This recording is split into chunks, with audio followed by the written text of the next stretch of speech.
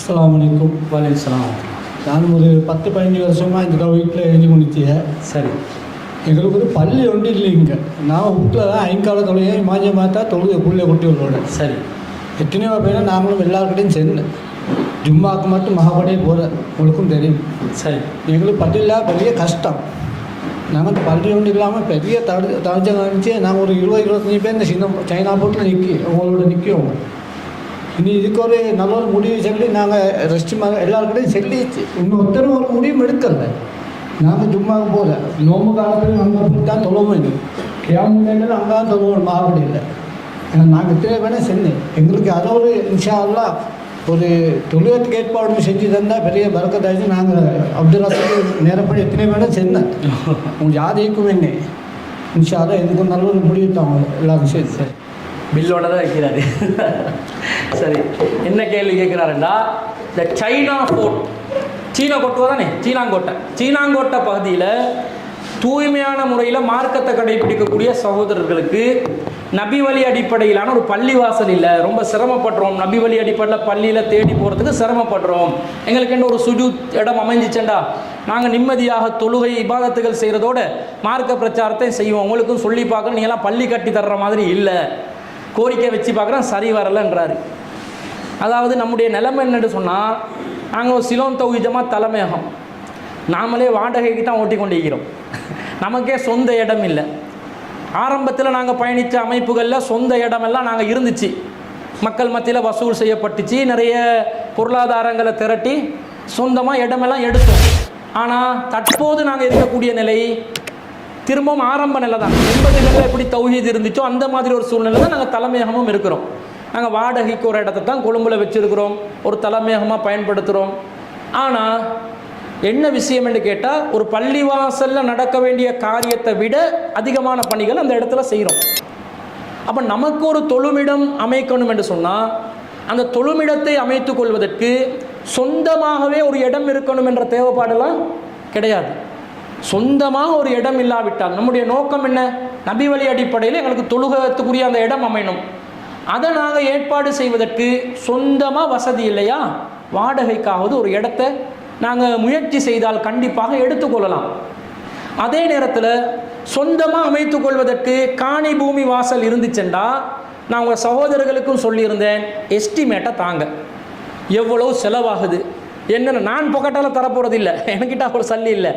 ஆனால் இந்த பள்ளி வாசல் விஷயங்களில் யார் ஆர்வமாக இருக்கிறாங்களோ அப்படிப்பட்ட சில சகோதரர்கள் நமக்கு தகவல் சொல்லியிருக்கலாம். பள்ளிவாசல் ஏதாவது கட்டுற விஷயம் வந்தால் கொஞ்சம் சொல்லுங்கள் என்று தகவல் சொல்லியிருப்பாங்க. இப்போ இந்த டைமில் அட் த மூமெண்ட் அப்படி பெண்டிங் தகவல் ஒன்றும் இல்லை. உதாரணத்துக்கு சொல்கிறேன், அப்படி வரும்போது உடனடியாக நாங்கள் என்ன செய்வோம், உங்களோட ப்ரொஃபைலை முன்னுக்கு கொடுத்து, இவங்க நம்ம சகோதரர்கள் தான், இவங்க பள்ளிவாசல் கட்டுறதுக்காக ரொம்ப சிரமப்படுறாங்க, கண்டிப்பாக இவங்களுக்கு ஒரு தொழுமிடம் அமைஞ்சிச்சுன்னு சொன்னால் வீரியமான தாவா பிரச்சாரங்களை செய்வாங்க என்று சொல்லி பரிந்துரை செய்யலாம். நாங்கள் பரிந்துரை செஞ்சு அந்த பரிந்துரையை நம்பி காசு பணம் அல்லாட மார்க்கத்துக்காக செலவழிக்கிறதுக்கு தயாரான மக்கள் இருக்கிறாங்க. அவங்களுக்கு உங்களோட இந்த விஷயத்தை முன்வைக்கலாம். அந்த ப்ரொஜெக்ட் வராவிட்டாலும் நாங்களே சில பேரை அணுகி இந்த விஷயத்தை கொஞ்சம் செஞ்சு கொடுக்கலாம் தானே, நல்ல விஷயம் தானே என்று சொல்லி கோரிக்கை வைக்கலாம். அப்போ அதுக்கு அந்த ஊர் மக்கள் தான் என்ன செய்யணும், ஒத்துழைப்பு வழங்கணும். ஊர் மக்கள் ஒத்துழைப்பு வழங்கணும். முதல்ல உங்களோட நிலவரம் என்ன, காணி பூமி இருக்குதா இல்லையா, பள்ளி கட்டுறது அந்த அதோட எஸ்டிமேட் என்ன. இன்று வரைக்கும் இன்னைக்கு நாளில் கூட நம்முடைய அமைப்பை சார்ந்த அதே மாதிரி இண்டிபெண்ட்டாக இயங்கக்கூடிய ஒரு கிளையில் பள்ளிவாசல் கட்டுமான வேலை நடக்குது. அப்போ என்ன அர்த்தம், அவங்களுக்கு முடியுமா போச்சு உங்களுக்கு முடியாமல் போச்சுன்னா என்ன அர்த்தம். என்னை பொறுத்தளவில் சீனாங்கோட்டையில் பழமையான தௌஹீத்வாதிகள் நிறைய பேர் இருக்கிறீங்க, உறுதியான சகோதரர்கள் நிறைய பேர் இருக்கிறீங்க, இந்த கொள்கைக்காக தைரியமாக பாடுபடக்கூடிய சகோதரர்கள் இருக்கிறீங்க. எது இல்லை தெரியுமா, டீம் ஒர்க் பத்தலை, ஆளால் பிஸி ஆகிட்டீங்க. ஒவ்வொருத்தர் வெளிநாட்டுக்கு போகிறதும் வாரதும் கல் வியாபாரத்தில் ஈடுபடுறதும் அல்லது அவங்களோட பிஸி ஷெடியூல், தொழிலை பார்க்க தானே வேணும், அது பிஸி ஷெடியூலுக்குள்ளே போயிட்டோம். அதை நீங்கள் பழையபடி என்ன செய்யுங்க, திரும்ப வந்து பாலிஷ் பண்ணி, இல்லை நாங்கள் இதுக்காக நாங்கள் எப்படி எங்களோட சொந்த தொழிலுக்காக எப்படி நாங்கள் பாடுபடுறோமோ நேரம் ஒதுக்குறோமோ அதை விட அதிகமான அளவுக்கு இந்த அல்லாட மார்க்கத்துக்காக நாங்கள் நேரம் ஒதுக்கணும். நான் இந்த உலக காரிய விஷயத்தில் என்ன முற்படுத்துறதுக்காக வேண்டி சொல்லலை, நான் ஏற்படுத்தி கொண்ட என்னுடைய கல்வி தகமைக்கு இந்த ஃபீல்டு எனக்குரிய ஃபீல்டே இல்லை. நான் தொழிலில் ஈடுபட்டணும், நான் ப்ரொஃபஷனலாக காசு பணம் சம்பாதிக்க வேண்டிய ஒரு ஆள், நான் இதில் வந்து என்னுடைய நேர காலங்களை முடக்கி கொண்டு இருக்கிறேன். காரணம் என்ன? இந்த மார்க்க பணிகளுக்காக நாங்கள் யாராவது நேரம் ஒதுக்கித்தான் ஆகணும். நான் படித்த அந்த கேட்டகரியில் என்னுடைய குவாலிஃபிகேஷன்ஸில் நான் வேறு தொழில் செய்யலாம். அப்போ நாங்கள் என்ன நினைக்கிறோம்? இல்லை, இதை விட எங்களுடைய மறுமை வாழ்க்கை முக்கியம். இங்கே ப்ரொஃபஷனாக நாங்கள் சம்பாதிக்கிறத விட ஆகிரத்துக்காக சம்பாதிக்கிறது முக்கியம். அதுக்காக வர சிரமங்களை நாங்கள் முகம் கொடுத்து கொள்வோம் என்று நாங்கள் நினைக்கிற மாதிரி நீங்களே நினைக்கின்றோம். நான் செய்யாதொன்று கூட உங்களுக்கு சொல்லலை.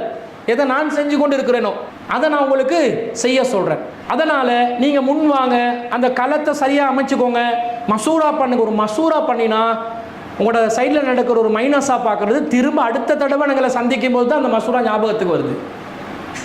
திரும்ப அடுத்த தடவை நம்மளை அங்கே காணியை பற்றி பேசினோம், பூமியை பற்றி பேசினோம், மர்க்கஸை பற்றி பேசினோம்னு திரும்ப ஒரு விசிட்டில் ஞாபகம் வருதே தவிர அடுத்த அப்டேட் போகுதில்லை.